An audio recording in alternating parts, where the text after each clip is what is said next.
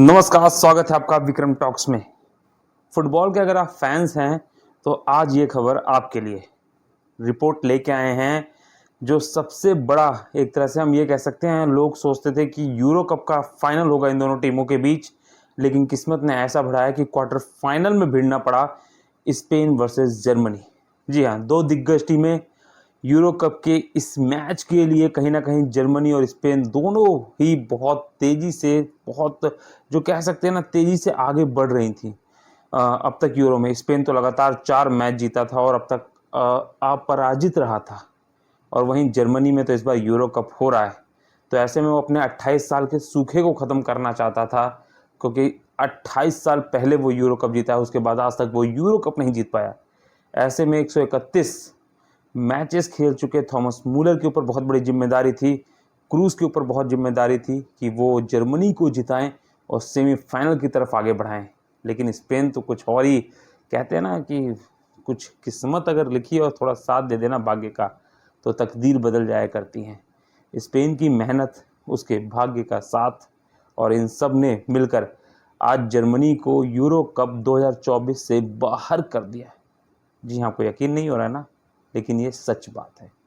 Euro cup 2024 से quarter final से पहले एलिमिनेट होने वाली टीम बनी है जर्मनी, और स्पेन पहुंची और आगे में सेमीफाइनल में उसे मिलना पड़ेगा पुर्तगाल और फ्रांस में से जो टीम जीतेगी। ऐसे में इस बार यूरो कप फाइनल में पहुंचने की राह इतनी आसान नहीं है। हालांकि जिस तरीके से आज जर्मनी के ऊपर स्पेन ने जीत दर्ज की है ना, यहाँ पे डिस्क्लेमर और देता हूँ, बहुत ज़्यादा मैं फ़ुटबॉल के बारे में नहीं जानता हूँ, लेकिन हमारे जो फैंस हैं, हमारे जो सब्सक्राइबर्स हैं, उनकी डिमांड थी कि यूरो कप काफ़ी क्लोज़ आ रहा है, ऐसे में मैच की कुछ जानकारी दी जाए। तो हमारी कोशिश रहेगी कि फ़ुटबॉल से जुड़ी भी अपनी जानकारी को बढ़ाया जाए, क्योंकि जिस तरीके से भारतीय टीम भी अब अच्छा कर रही है और आने वाले 5-6 सालों में हम बहुत अच्छे प्लेटफॉर्म पे उसको देख सकते हैं। ऐसे में हम चाहते हैं कि जिस तरीके से क्रिकेट के लिए हमारी दीवानगी है ना, जो जश्न हम मना रहे थे, वैसे ही फुटबॉल में भी आए। और शायद टीम इंडिया को जो ज़रूरत है, जो फैंस हैं वो शायद ऐसे ही, मुझ जैसा फैंस भी जो क्रिकेट और दूसरे गेमों का बड़ा फ़ैन है, फुटबॉल का इतना वो नहीं है, उसको भी अब इंटरेस्ट आने लगा। क्योंकि आज जब मैंने मैच देखा तो रोमांच से भरा हुआ मैच था। 90 मिनट का मैच 120 मिनट तक गया, और 120वें मिनट में जब लगा कि अब मैच पेनल्टी स्ट्रोक्स पे जाएगा, वहाँ पे मैरिमो का चमत्कारिक गोल और जर्मनी बाहर। फैंस, लोकल फैंस, क्योंकि जर्मनी में ही यूरो कप हो रहा है, आंखों में आंसू स्पेन के भी थे और जर्मनी के भी थे, लेकिन फैंस के जो आंखों में आंसू थे ना, वो अलग थे। स्पेन के फैंस के आंखों में आंसू जीत के थे, जश्न के थे, तो वहीं जर्मनी के हार के, और वो भी अंतिम समय में, दोनों ही जगह पे। चलिए पहले आपको थोड़ा मैच का हाल बताते हैं, कैसे ही अंतिम समय में ये मैच गया। क्योंकि आपको बता दें, 90 मिनट का मैच होता है, 45-45 मिनट के 2 हाफ होते हैं। एक्स्ट्रा इंजरी टाइम लगभग 3 से 4 मिनट मिलता ही है, पहले हाफ और दूसरे हाफ के बाद भी। ऐसे में 45 मिनट के पहले हाफ में ना तो स्पेन कोई गोल कर पाई, ना तो कोई जर्मनी। हालांकि जो ये गेम था ये बहुत तेज चला है, बीच में गेंद बहुत कम रही है, एंड टू एंड कॉर्नर, मतलब दोनों ही गोल पोस्ट पे ज़्यादातर मैच खेले गए, क्योंकि दोनों ही टीमें डिफेंसिव और अटैक वाली ऐसी पॉलिसी पे नहीं, बल्कि अटैक वर्सेस अटैक की पॉलिसी पे खेल रही थी।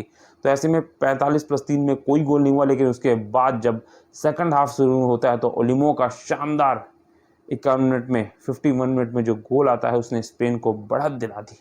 और उस बढ़त के बाद स्पेन का जो जुनून था वो 24वें आसमान पे था, लेकिन जर्मनी को स्पार्क लग गया इस गोल से।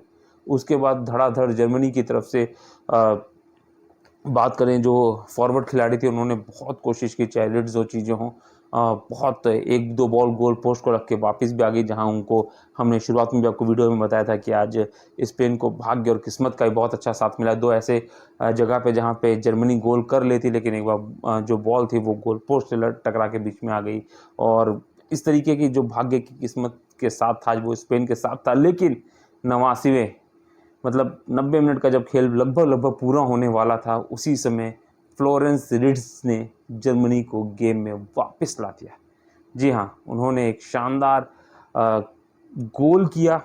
गोल भी ऐसा किया कि ये मैदानी गोल था, जहाँ पे वो गोल पोस्ट के आगे थे, वहाँ पे उनके पास बॉल आती है और शानदार तरीके से 89, मतलब 1 मिनट बचा रहता है और फ्लोरेंस रिड्स शानदार तरीके से गोल करते हैं और उस गोल की बदौलत मैच जब पूरा टाइम होता है लगभग 94 मिनट के आसपास का, एक्स्ट्रा टाइम को जोड़ के, तो दोनों ही टीमें एक एक की गोल की बराबरी पे थी। ऐसे में लेकिन स्पेन ने अपने 3 बदलाव किए थे सेकंड हाफ में, जिसमें कप्तान मोरोटो को भी उन्होंने सब्स्टिट्यूट कर दिया था। वहीं जर्मनी की तरफ से भी 2 बड़े सब्स्टिट्यूट हुए थे, मूलर अंदर आए थे और ऐसे में अब उम्मीद थी कि मूलर जिता के भी जाएंगे। मैच उसके बाद जाता है एक्स्ट्रा टाइम में। आपको पता है कि जब यूरो कप होता है तो यहाँ पे मैच जो होता है गोल्डन गोल की बदौलत नहीं, बल्कि पूरे 15-15 मिनट के 2 हाफ खेले जाते हैं, 30 मिनट का होता है। और वहाँ पे अगर मैच का फैसला नहीं हो पाता तो मैच पेनल्टी स्ट्रोक्स पे जाता है, जहाँ 5-5 की पेनल्टी से शुरू होती है और सडन डेथ तक, मतलब जब तक कोई टीम जीत नहीं जाती तब तक वो पेनल्टी चलती रहती है। ऐसे में अब पहला जो हाफ था एक्स्ट्रा टाइम का वो भी बीत जाता है, दोनों ही टीम एक दूसरे के गोल पे कोशिश कर रही होती है। लेकिन सेकंड हाफ के अंतिम मिनट जब लगभग कमेंटेटर्स भी ये बोलने लगे थे कि जो दोनों कोच हैं वो कोशिश कर रहे हैं, वो अपने दिमाग में लेके चल रहे होंगे कि कौन से वो 5 प्लेयर हैं जो पेनल्टी शुरुआत में 5-5 पेनल्टीज मिलती है, आपको पता है अगर उसमें फैसला नहीं हो पाता, बराबरी पे रहता है तो सडन डेथ तक जाती है। तो ऐसे में दोनों ही कोच ये सोच रहे होंगे कि किस खिलाड़ी को गोल पेनल्टी स्ट्रोक्स के लिए चुना जाए, आपकी उनकी लाइनअप क्या होगी। लेकिन उसी समय मैरिनो का एक चमत्कारिक हेडर आता है जो गोल में तब्दील होता है और पूरे मैच का सुरूर बदल जाता है। और सबसे बड़ी बात, मैरिनो का यही गोल स्पेन को सेमीफाइनल में ले जाने वाला बना, तो जर्मनी को इस यूरो कप से बाहर करने वाला। हालांकि इसे 120वें मिनट के बाद फिर से जब इंजरी टाइम जुड़ता है तो क्रूज जो कि बहुत सीनियर खिलाड़ी हैं और रियल मैड्रिड के चमत्कारिक खिलाड़ी हैं, वो मूलर, सारे लोग कोशिश करते हैं, रिट्स भी कोशिश करते हैं, लेकिन उसके बाद डिफेंडर्स को पार नहीं कर पाते और जर्मनी को 2-1 से हार का सामना करना पड़ता है। और साथ ही इस बार यूरो का फिर से सपना टूटा है और अब ये सपना जो सूखा है यूरो का वो 32 साल का हो जाएगा जब अगली बार जर्मनी यूरो कप में उतरेगी। और ऐसे में शायद हमें मूलर देखने को आपको यूरो कप में नहीं मिले। तो ऐसे में कहा सकता है कि स्पेन की जितनी तारीफ की जाए उतनी कम। कैसी लगी हमारी फुटबॉल की ये रिपोर्ट कमेंट बॉक्स में मुझे जरूर बताइए और कोशिश करेंगे कि आज सुबह जो पुर्तगाल यानी क्रिस्टियानो रोनाल्डो और फ्रांस के मापे के बीच जो मैच चल रहा है उसके बारे में भी आपको पूरी जानकारी दें। तो बने रहिए, देखते रहिए विक्रम टॉक्स। कहाँ पे? यूट्यूब पे। सब्सक्राइब तो कर लीजिए।